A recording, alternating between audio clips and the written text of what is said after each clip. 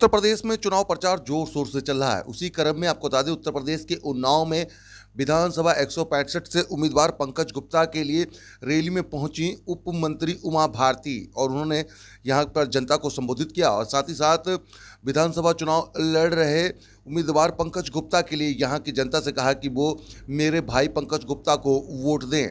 जी हां, पंकज गुप्ता लगातार जो है क्षेत्र में सक्रिय हैं और उनके लिए चुनाव प्रचार करने के लिए पहुंची हैं उमा भारती। जी हाँ, उप मंत्री उमा भारती जो है वो उन्नाव पहुंची और विधानसभा 165 से लड़ रहे बीजेपी के उम्मीदवार पंकज गुप्ता के लिए वहां की जनता से वोट मांगा। तस्वीरें हम आपको दिखा रहे हैं किस तरीके से यहाँ पर लोगों से वोट मांगा। साथ ही साथ उन्होंने ये बताया भी कि किस तरीके से उत्तर प्रदेश में भारतीय जनता पार्टी की सरकार बननी है। 300 से पार का जो नारा लगातार जो भारतीय जनता पार्टी की तरफ से दिया जा रहा है वो यहाँ पर भी उमा भारती ने दिया। जी हाँ, उप मंत्री उमा भारती ने भी यहाँ पर वही नारा दिया। साथ ही साथ जब वो यहाँ पर पहुंचे तो उनको यहाँ पर देखिए किस तरीके से जो सम्मानित है वो भी किया गया। तस्वीरें हम आपको दिखा रहे उन्नाव के विधानसभा 165 के उम्मीदवार पंकज गुप्ता की चुनावी रैली में पहुंची हैं उमा भारती, जिन्होंने अपने भाई पंकज गुप्ता के लिए क्षेत्र की जनता से वोट मांगा और कहा कि सच्चे मन से लगातार जो है पंकज गुप्ता काम करते आए हैं। अगर क्या उन्होंने किसी की ज़मीन या दुकान या मकान या खेत पर या प्लॉट पर कब्जा किया है तो वो बताएं। इस तरीके की कोई भी शिकायत नहीं आई और इसीलिए भारतीय जनता पार्टी ने उनको उम्मीदवार उतारा है। आर सोनी न्यूज के लिए आप देख रहे हैं मोहम्मद आरिफ की रिपोर्ट। आवास, किसी को पेंशन, किसी को किसान सम्मान निधि, किसी का कर्जा माफी करने का काम, किसी को आयुष्मान गोल्डन कार्ड के माध्यम से 5 लाख की बीमारी का इलाज, कोरोना के मुफ्त टीके लगाने का काम, दवाई देने का काम, खातों में पैसा डालने का काम, और कुछ किया हो ना किया हो लेकिन मुफ्त में राशन देने का भी काम अगर कोई कर रहा है तो हमारी योगी और मोदी जी की सरकार कर रही है। निरंतर काम हो गए। और व्यक्तिगत स्तर पर भी आपके परिवार का बेटा हूं, मैं कह सकता हूं कि 13 साल की उम्र में मेरे पिताजी का निधन हो गया। राजनीति में सहयोगवश आना हुआ। परिवार में अभिभावकों का अभाव था। आप सब लोग अभिभावकों की भूमिका हमारे जीवन में निभाई। जैसे पिता ने, माता ने अपने बच्चों को चलना सिखाते हैं, ठीक उसी की भांति आपने अपने इस बच्चे को चलना सिखाया। पहला चुनाव लड़ाया, मैं हार गया, लेकिन उसके बाद निरंतर 2 चुनाव जिताकर अपने बच्चे को आगे बढ़ाने का आपने काम किया। मैं इसके लिए भी हृदय से आप सभी के चरणों में नमन करना चाहता हूँ, प्रणाम करना चाहता हूँ। लेकिन हमने भी एक पुत्र का फर्ज निभाने में कोई कसर नहीं छोड़ी।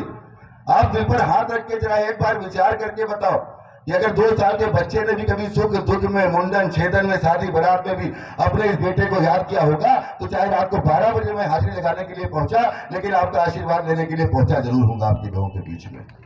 आप जरा याद करके बताओ कि आप कहा करते थे कि पहले के प्रतिनिधि 4-4 बार के प्रतिनिधि थे, विधायक हुआ करते थे, सांसद हुआ करते थे, क्षेत्र में आते नहीं थे, दर्शन नहीं देते थे, काला शीशा चढ़ा के गाड़ी बगल से निकल जाती थी, किसी को पहचानते नहीं थे।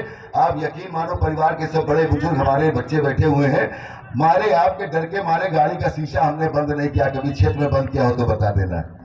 अगर कोई बड़ा बगल से निकला होगा तो लपट के उसको जयराम किया होगा। उम्र में किसी जात का रहा हो, धर्म का रहा हो, अगर उम्र में बड़ा रहा तो लपट के उसके पैर छूने का काम किया होगा, उसका आशीर्वाद लेने का काम किया होगा। पूरी ईमानदारी से आप सबके चरणों की सेवा करने का प्रयास किया है। इसलिए आप सबसे सिर्फ इतना अनुरोध करना चाहता हूं कि फिर एक बार चुनाव की बेला है। जो सामने लोग हैं उनसे तो परिचित भी नहीं हम लोग, कहीं आते जाते भी नहीं वो लोग, 5 साल कहीं दिखाई भी नहीं दिए। अगर कभी जरूरत पड़ी होगी थाना कोतवाली, कचहरी, सड़क, बिजली, पानी, किसी भी चीज की, तो अगर एक नेता की गाड़ी क्षेत्र में दौड़ती हुई मिली होगी तो आपके इस बेटे की मिली होगी, दूसरे नेता की गाड़ी दौड़ते हुए नहीं मिली होगी। इसलिए विशेष करके अपने परिवार के अभिभावकों से अनुरोध करना चाहता हूँ, आप सब भली भांति परिचित हैं, 23 तारीख के दिन हमारे साथ न्याय करने का काम कीजिएगा। आपका बेटा आपकी सेवा करता रहेगा, इसी प्रकार आपके चरणों की सेवा करता रहेगा। यही अनुरोध करते हुए, क्योंकि दीदी को अभी अपना आशीर्वाद देना है, मैं अपनी वाणी को विराम दूंगा। एक बार फिर से हमारे साथ जोरदार भारत माता की जयकारा लगाइए। बोलिए भारत माता की, भारत माता की। बहुत बहुत धन्यवाद। आगे बढ़िएगा। जय जय श्री राम, जय जय श्री राम। पहली पूर्ण बहुमत की सरकार बसपा की बनी, नहीं तो इसके पहले मिली जुली सरकार बनती थी। लेकिन आप याद करिए, बसपा की 2007 में पूर्ण बहुमत की सरकार बनी। पूरे 5 साल बसपा को ये कहने का मौका नहीं मिला कि हमें शासन करने की आजादी नहीं है। उनको पूरी आजादी थी कि वो सरकार वैसी चलाएं जैसा कि उन्हें वायदा किया है कि हम गरीबों का हित करेंगे। लेकिन जब तक बसपा की सरकार रही तब तक भ्रष्टाचार बड़ा भाई बना रहा और अपराध उसका छोटा भाई बना रहा। भ्रष्टाचार भी हुआ और अपराध भी हुआ। के बारे में तो आपको पता ही है, पंजाब जेल में थे, जब उत्तर प्रदेश में आने की जेल में जाने की बात कही गई तो थर थर कांप रहे थे कि बाबा की सरकार है, गाड़ी पलट जाएगी, उत्तर प्रदेश की जेल में नहीं जाएंगे।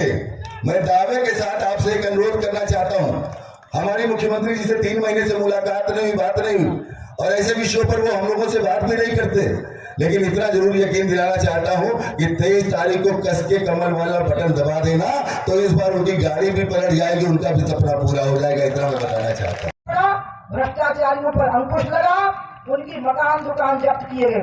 लोग मुझे पूछते हैं कि बताइए सपा की सरकार क्यों नहीं बननी चाहिए और भाजपा की सरकार दोबारा क्यों बननी चाहिए, तो मैं ज्यादा बड़ी बातें करूंगी नहीं। मैं आपको यही याद दिलाऊंगी कि जब समाजवादी पार्टी की सरकार थी तो मैं झांसी से एमपी थी और केंद्र में मंत्री थी।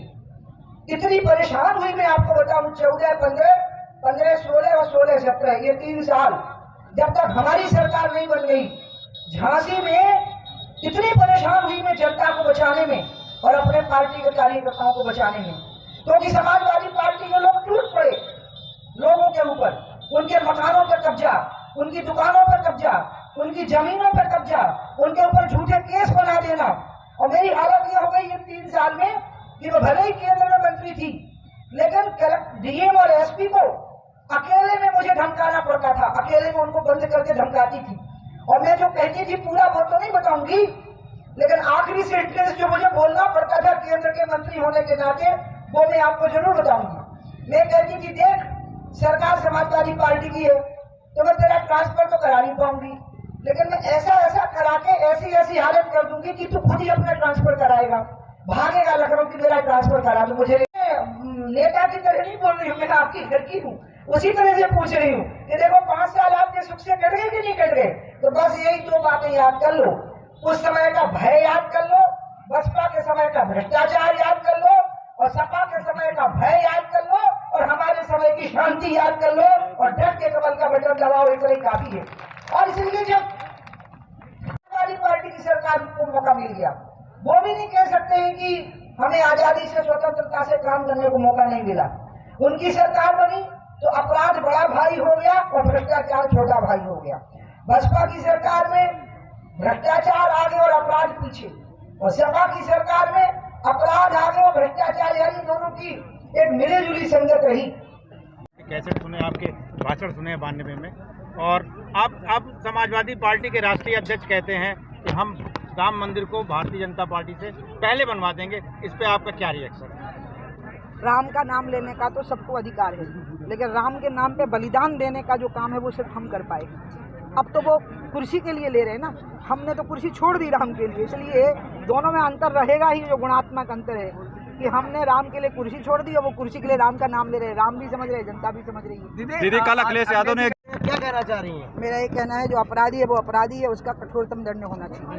दीदी कल सपा अध्यक्ष अखिलेश यादव उन्नाव में आए हुए थे, उन्होंने कहा था कि जो है पहले और दूसरे चरण में जो है योगी जी गर्मी निकालने की बात करते हैं, लेकिन पहले और दूसरे चरण में जनता ने उनकी गर्मी निकाल दी है और ठंडे बस्ते में हो गए हैं योगी जी। अब बताइए, मुझे एक बात बताइए, वोट डालने वाला इतना अकेले में वोट डालता है, वहाँ भगवान के अलावा कोई नहीं देखता, इसलिए हम तो एक ही बात कहते हैं कि हम सारी सीटें जीतने के लिए लड़ रहे हैं, हम सारी सीटें जीतने के लिए ही लड़े हैं। दीदी कल जनसभा में बीजेपी का सुपड़ा साफ हो जाएगा, इस पे क्या कहेंगे? कुछ भी नहीं कहना है, मैं उनकी बातों को थोड़ा ना वेरीफाई करूंगी। दीदी जी अखिलेश जी कहते हैं कि भाजपा झूठ की पार्टी है, इसको किस तरह से आप देखती हैं? अरे बाबा कौन कह रहा है, आप ये तो कहो पहले। अखिलेश यादव का कहना है कि हमको जो व्यक्ति बोल रहा है उनकी बातों का जवाब मुझे देना है क्या? उनकी बातों को मुझे ना डिनाई करना है ना पुष्ट करना है, कोई मतलब ही नहीं है। आदमी जब चुनाव लड़ता है तो कुछ भी बोलता रहता है। कितनी सीटें आने वाली हैं? देखो, आप जिस व्यक्ति से बात कर रहे हैं ना मुझसे, मैं तो जब खुद मुख्यमंत्री बनी थी तब नहीं बताती थी, क्योंकि मैं ये कहती थी कि हम तो सारी सीटें जीतने के लिए ही लड़ रहे हैं ना। हम क्यों कहते हैं कि इतने जीतेंगे, यानी हम बाकी हारने के लिए लड़ रहे हैं कि हम सारी सीटें जीतने के लिए लड़ रहे हैं। Thank you.